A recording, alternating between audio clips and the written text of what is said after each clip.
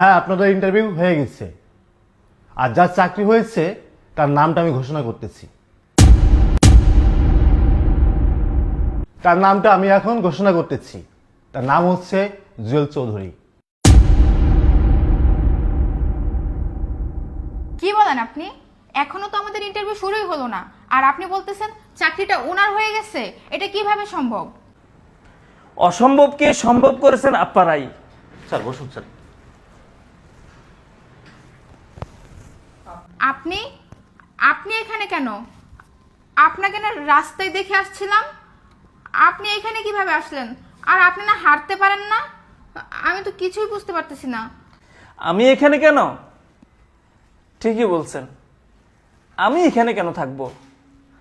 আমার তো থাকার কথা ছিল রাস্তার মধ্যে, তাই না?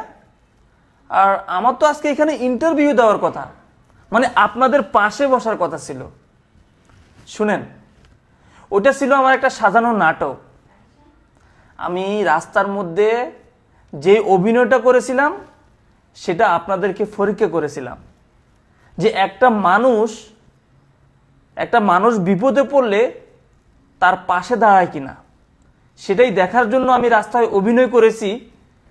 আমি ল্যাংড়া, মানে আমি হাঁটতে পারি না, আমার পা ভাঙ্গা, কিন্তু আপনারা কি করছেন? আমাকে হেল্প করেননি, বরং উল্টো আপনি আমাকে লাথি মেরেছেন, লাথি মেরে আমাকে ফেলে দিয়েছেন। আর আপনি কি করছেন?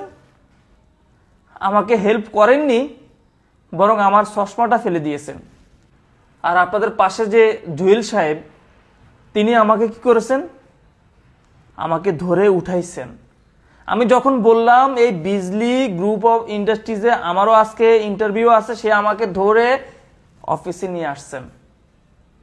শুনেন, আপনাদেরকে কি বলবো, আপনাদের মনসত্ব ভালো না, দুর্বল।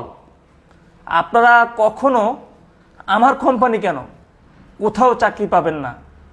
আগে নিজের মনকে ঠিক করুন, একজন মানুষ বিপদে পড়লে তার পাশে এগিয়ে আসুন, তাহলে আমার কোম্পানি না, প্রত্যেকটা কোম্পানিতে জব পাবেন।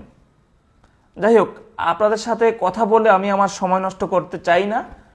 আপনারা আসলে দুইজন যে মন মানসিকতার, আপনারা আমার বাসা থেকে চলে যান। কি হলো, বয়স আছেন কেন? বের হন, যান বলছি।